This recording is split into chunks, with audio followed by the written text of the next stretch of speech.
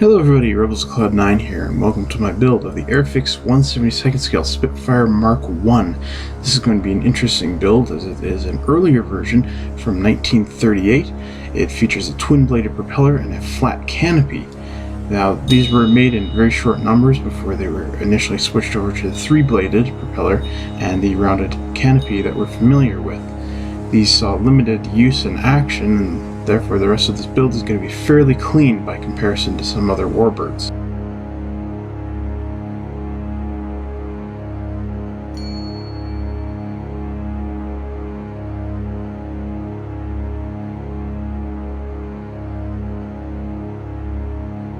I'm painting the interior of the Spitfire Tamiya XF71 Cockpit green.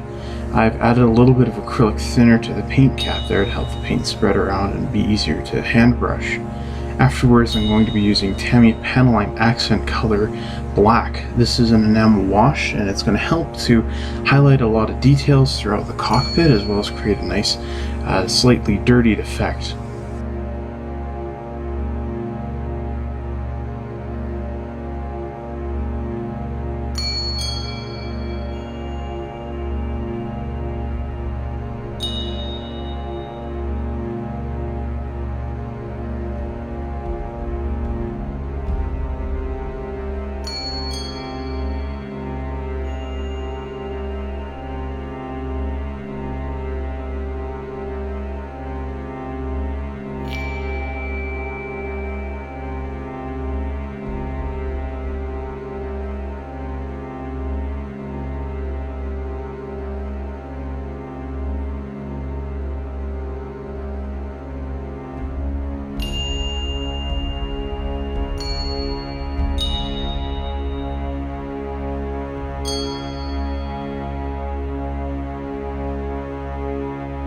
Now I've begun airbrushing some Mr. Surfacer 1200 primer to the model. This is a very nice primer to use, and it might leave a bit of a sandy effect, which is really easy to clean up with just some very light sanding with some 1000 grit sandpaper. You can also see that the canopy frame has been painted the interior green to match the inside of the cockpit.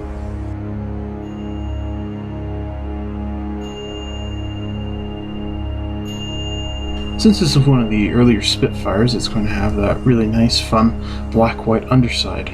And I'm going to start by painting Tamiya XF2 flat white, after which I gave it a gloss coat of Future to help it be sealed and protected, masked it over, and painted Tamiya XF1 flat black, and repeated the process of adding a gloss coat to, again, just help protect the paint from any tape that's applied, that it doesn't accidentally lift up.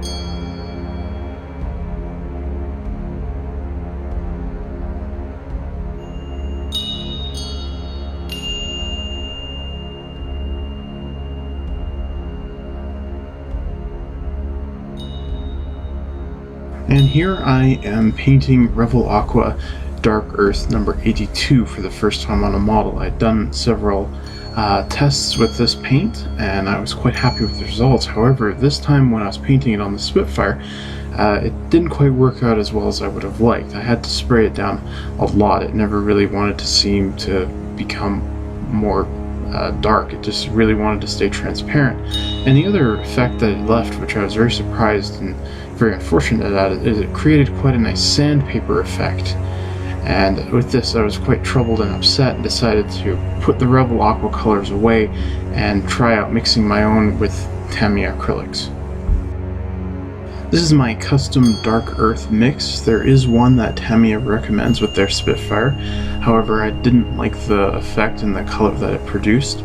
So this is the one that I mixed. It's XF72 Brown GGSDF, one part of that, plus 2 parts XF49 Khaki.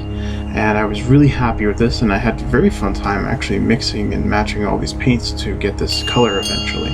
and I think it works out quite well. It's definitely a paint and a mix that I'm going to keep in mind for future projects, especially those in the RAF colors.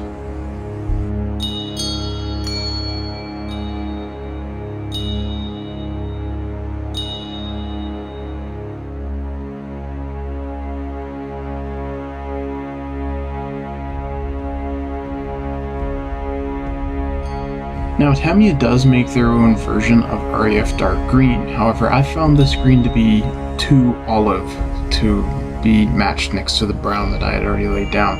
So again, I decided to mix my own. This is 3 parts XF26 Deep Green and 4 parts XF27 Black Green. I thought this was a really nice color that I had managed to mix. It's not entirely the RAF green that I had envisioned, so in future projects I might try something else, but still, I really like the color that this one produced.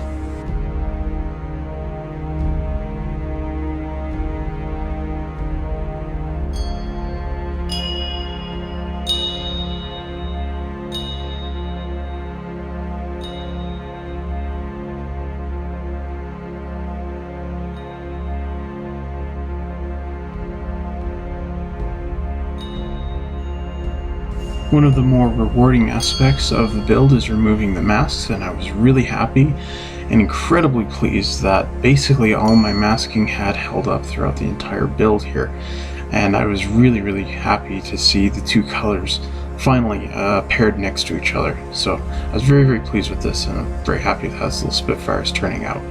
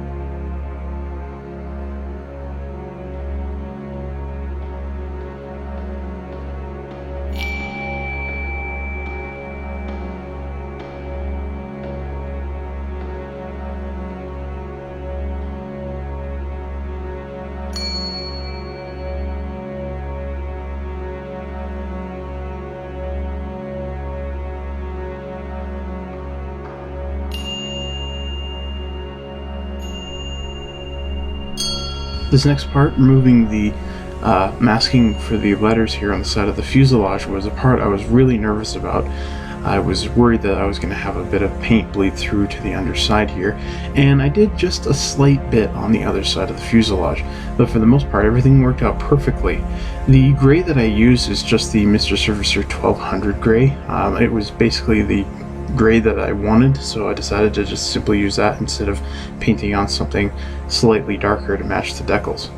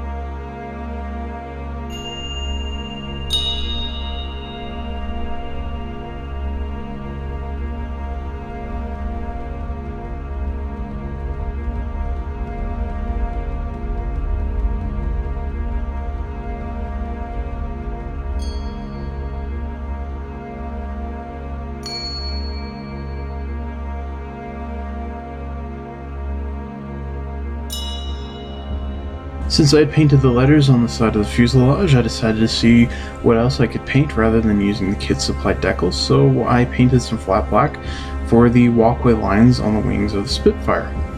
And as you're going to see here next, I'm going to start beginning the process of painting the rondelles on the wings and the fuselage.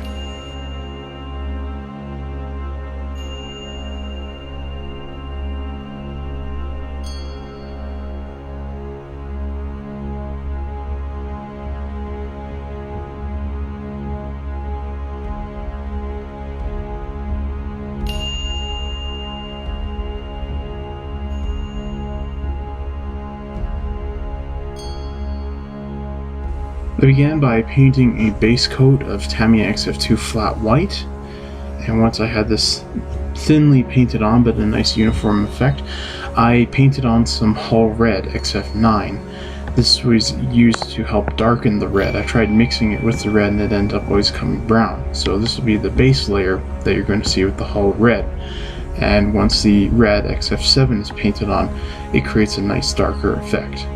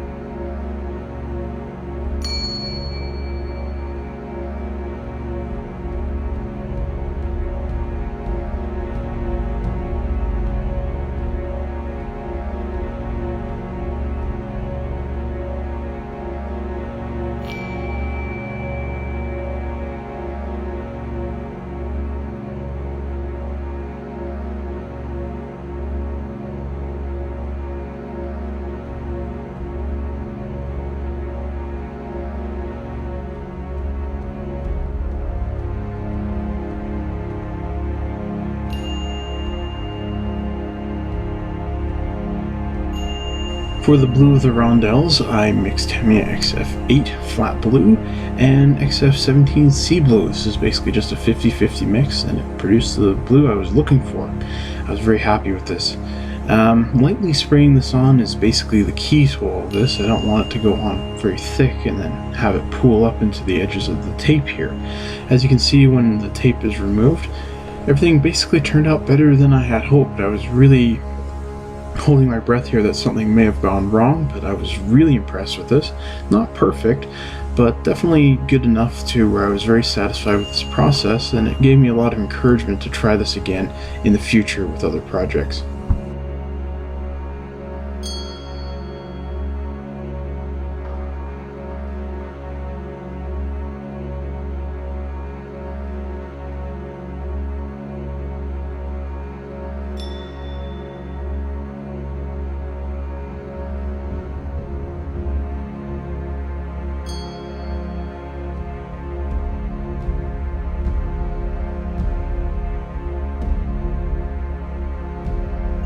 I'm highlighting the panel lines here by making a wash out of Tester's Enamel Light Gray. This is applied to the black side of the model, and I'm just adding drops and dots here and there, and then later on I'll take some mineral spirits and just slosh it around the model, kind of making a bit of a sludge wash. After which, the paint had all dried, I took a cotton swab and some mineral spirits and proceeded to clean the rest of the model. For the white side and the rest of the model, the green and brown upper surfaces, I used Tester's rubber. This is a very nice dark brown paint, and I was very happy with how this had turned out. The recesses in this model are very nice and very deep, and are basically just begging for a panel line wash.